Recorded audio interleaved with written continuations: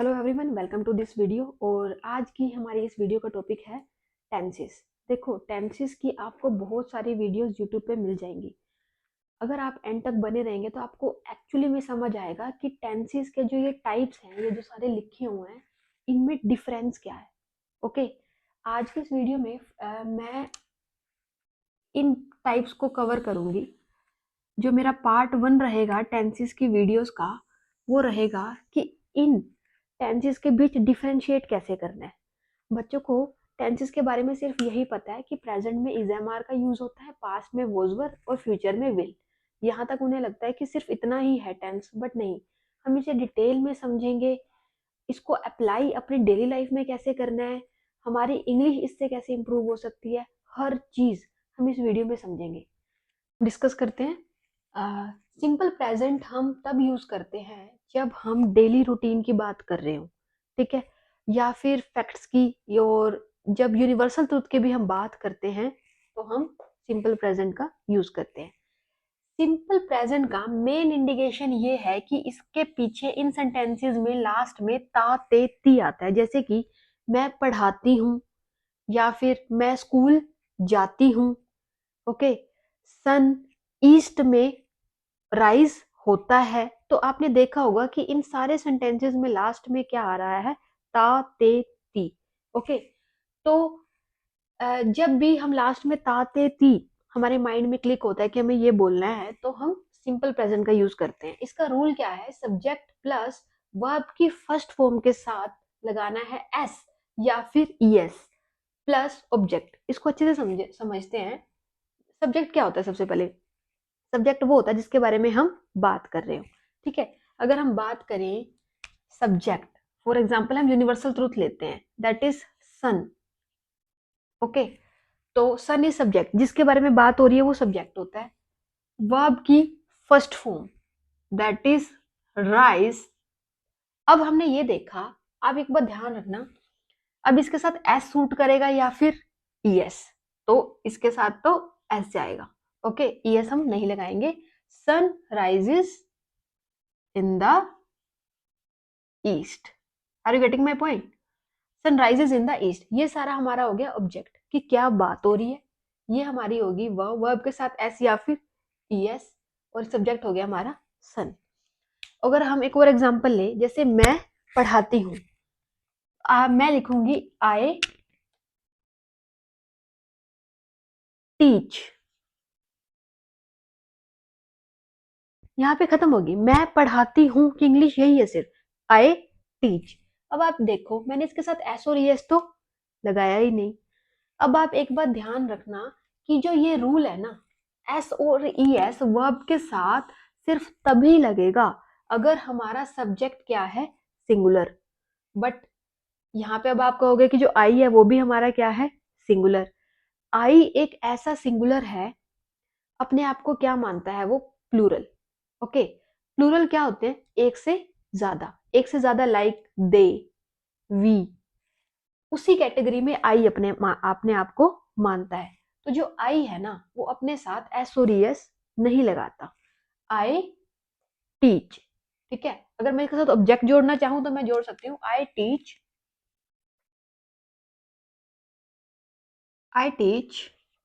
English. Okay, तो यहां पर इसकी इंग्लिश क्या इसकी हिंदी क्या हुई, मैं पढ़ाती हूँ इंग्लिश।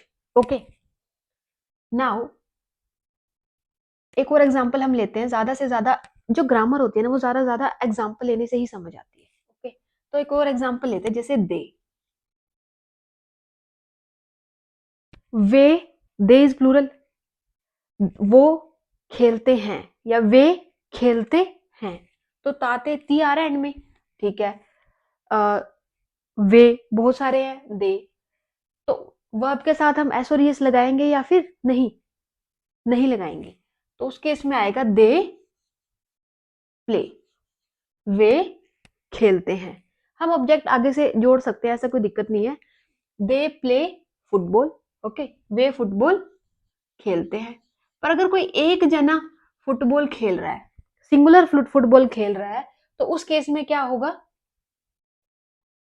सिंगुलर अगर फुटबॉल खेल रहा है तो फॉर एग्जाम्पल वो कोई गर्ल है, शी प्लेज फुटबॉल। ओके, तो शी सिंगुलर है, इसलिए हमने वर्ब के साथ एस और ईएस लगाया। ओके, इधर ये हमें देखना होता है कि एस सूट करेगा या फिर ईएस। तो शी प्लेज फुटबॉल, बहुत सारे थे तो इसलिए सिर्फ क्या आया, दे प्ले फुटबॉल, उसके साथ एस और ईएस नहीं आया। क्लियर? तो हम ये कह सकते हैं इन द एंड कि जो हमारा ये रूल है ये सिर्फ एप्लीकेबल है तब जब हमारा सब्जेक्ट है सिंगुलर। ओके, अगर हमारा सब्जेक्ट प्लूरल है लाइक दिस, दे, आई, क्योंकि आई भी अपने आप को प्लूरल मानता है, तो उस केस में एस और एस नहीं आता। तो उसके केस में बाकी चीज सब सेम रहती है, तो ये चीज हट जाती है। तब सिर्फ क्या रह जाता है, वर्ब के साथ फर्स्ट फॉर्म, एस और एस उस केस में नहीं आता। Are you getting my point? तो अगर हमने अब यहाँ सिंगुलर लिखा है तो हम यहाँ पर वर्ब के साथ एस और ईएस लगाएंगे। तो प्लूरल वाले रूल में अगर हम प्लूरल के लिए फॉर्मूला लिख रहे हैं उस केस में subject plus verb plus object, सिर्फ इतना रहेगा। ओके, तो ये जो है हमारा, ये है हमारा प्लूरल के लिए rule. Okay, I hope you understand. अगर अब हम बात करें सिंपल पास्ट की, सो सिंपल, इसमें तो कोई कंफ्यूजन नहीं होती। इसमें चाहे आई है, चाहे प्लूरल है या सिंगुलर है, आई है, शी है, दे है, सबके साथ वर्ब की कौन सी फॉर्म यूज होगी, सेकेंड। इसमें अगर मैं ये बोलूं कि वो फुटबॉल खेल रही थी तो उसकी इंग्लिश बनेगी she played football. Okay, she played football. जैसे ही वर्ब की सेकंड फॉर्म लगी, ये सेंटेंस किस में कन्वर्ट हो गया, था, थे, थी में। अगर आप ये बोल रहे हो शी प्लेज फुटबॉल, तो सामने वाला क्या समझेगा कि वो फुटबॉल खेलती है। अगर आप ये बोल रहे हो शी प्लेड फुटबॉल, तो सामने वाले को क्या समझ आएगा, वो फुटबॉल खेलती थी। ओके, या आई एट जंक, ये कह सकते हैं। तो इसका मतलब मैं जंक खाती थी बट अभी नहीं खाती। ओके, तो ये सिंपल है, इसमें ज्यादा कंफ्यूजन की कोई बात ही नहीं है। ओके, अगर हम सिंपल फ्यूचर की बात करें तो सिंपल फ्यूचर में 1 सेकेंड, इसको थोड़ा सा हम और समझते हैं फॉर्मूले के हिसाब से। तो शी हमारा यहाँ पे क्या है, सब्जेक्ट जिसके बारे में बात हो रही है, ये वर्ब की सेकंड फॉर्म, और ये हमारा ऑब्जेक्ट। ओके, सिंपल फ्यूचर की अगर हम बात करें तो ऑब्वियस सी बात है, पहले क्या आएगा, सब्जेक्ट। सब्जेक्ट में हम किसी का नेम ले लेते हैं, for example Neha will. Rule के हिसाब से यहाँ पे क्या आएगा, विल।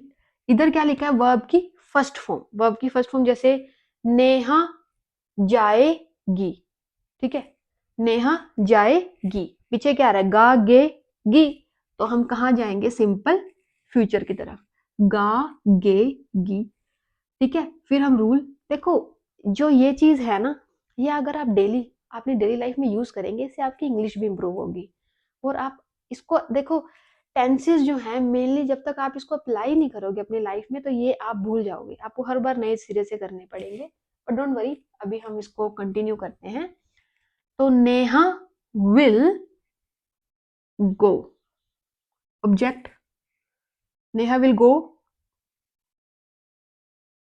टुमारो, हम ऐसा लिख देते हैं, इसका ऑब्जेक्ट पूरा करते हैं, नेहा कल जाएगी। ओके, नेहा विल वर्ब की first form, go tomorrow. Okay, Neha कल जाएगी। और अगर मैं ये कहूं कि मैं कल जाऊंगी तो I will go tomorrow. Okay, या फिर अगर हम इसके बेसिस पे कहें, जो हमने पहले सेंटेंसेस लिए, अगर मैं ये कहूं मैं पढ़ाती हूं, तो मैं कहूंगी आई टीच। मैं पढ़ाती थी तो मैं कहूंगी आई टोट। ओके। और अगर मैं कहूं कि मैं पढ़ाऊंगी तो मैं इसकी इंग्लिश क्या बनेगी, I will teach. Clear? I hope आपको समझ आया होगा। चलो हम अब आगे बढ़ते हैं। अब हम बात करते हैं प्रेजेंट कंटिन्यूस की। प्रेजेंट कंटिन्यूस तब यूज होता है अगर काम अभी इंस्टेंट हो रहा है। इसमें ना हम ऐसे बोलते हैं काम अभी हो रहा है, पीछे क्या आ रहा है, रहा है। जब ऐसा कुछ आए तो हम किसकी बात करते हैं, प्रेजेंट कंटिन्यूस की। प्रेजेंट कंटिन्यूस का जो रूल है वो क्या है, subject plus is am are plus verb की फर्स्ट फॉर्म के साथ आईएनजी प्लस ऑब्जेक्ट। अब बच्चों को, जैसे मैंने स्टार्टिंग में कहा था, बच्चों को ये पता है कि इज एम आर का यूज करना है, बट नहीं, वो मिक्स कर देते हैं। सिंपल प्रेजेंट में इज एम आर का यूज नहीं करते। अगर आप कोई ऐसा सेंटेंस बोल रहे हैं कि मैं करती हूँ, तो आप इज एम आर वहां यूज नहीं करेंगे। अगर आप ये सेंटेंस बोल रहे हैं कि मैं कर रही हूं, तब आप वहां पर इज एम आर का यूज करेंगे। इसको अच्छे से समझने के लिए हम आगे बढ़ते हैं। जैसे फॉर एग्जाम्पल मैं अपना बनाऊं, आई, सब्जेक्ट क्या है यहाँ पे, आई। अब आप इसको ध्यान रखें, जो इज होता है ना, ये हमारा यूज होता है सिंगुलर के साथ। ठीक है? जब हम एक की बात करें, अगर हमारा सब्जेक्ट सिंगुलर है तब हम क्या यूज करेंगे, इज। अगर हमारा सब्जेक्ट प्लूरल है तो हम क्या यूज करेंगे, आर। ओके। और आई के साथ हम क्या यूज करते हैं, एम। ओके। तो अब मैं आई यूज कर रही हूं, तो जैसे मैं पढ़ा रही हूं, तो आई एम वर्ब की फर्स्ट फॉर्म के साथ आईएनजी। पढ़ाने की इंग्लिश क्या हुई, टीच। ओके। तो उसके साथ क्या लगाना है हमने, आईएनजी। अभी मैं क्या पढ़ा रही हूं, tenses. I am teaching tenses. Okay. तो मैं टेंसेस पढ़ा रही हूं अभी। ओके। और ऐसे टेंसेस लेते हैं, जैसे मैं खाना खा रही हूं। मैं ना लेके, जैसे कोई गर्ल है, रिया, रिया खाना खा रही है, तो उसकी इंग्लिश क्या बनेगी, रिया is eating food। ओके। एक और हम लेते हैं, जैसे वे खेल रहे हैं, दे आर प्लेइंग। हमने तीनों का ले लिया। ठीक है?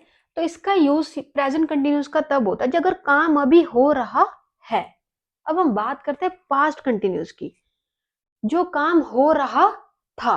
जैसे फॉर एग्जाम्पल, अगर अभी मैं कहीं जाऊं, बाद में अगर मुझसे कोई पूछता है कि क्या कर रहे थे, तो मैं कहूंगी मैं पढ़ा रही थी।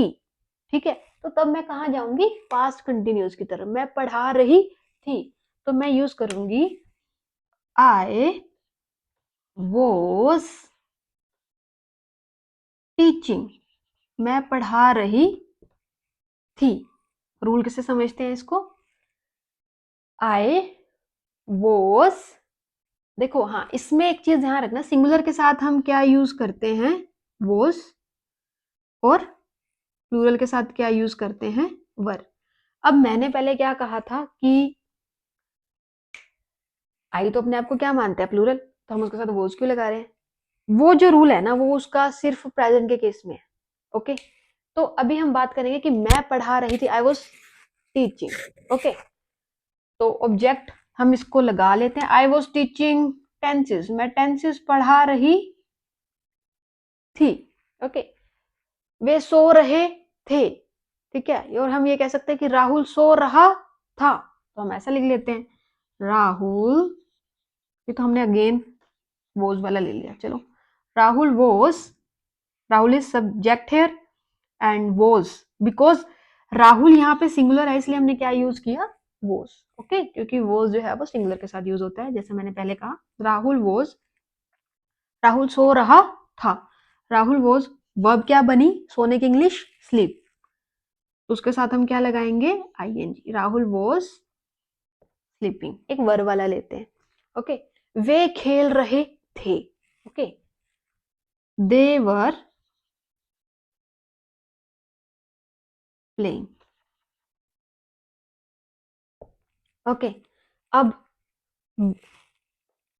फ्यूचर में हम जाते हैं, फ्यूचर कंटिन्यूस।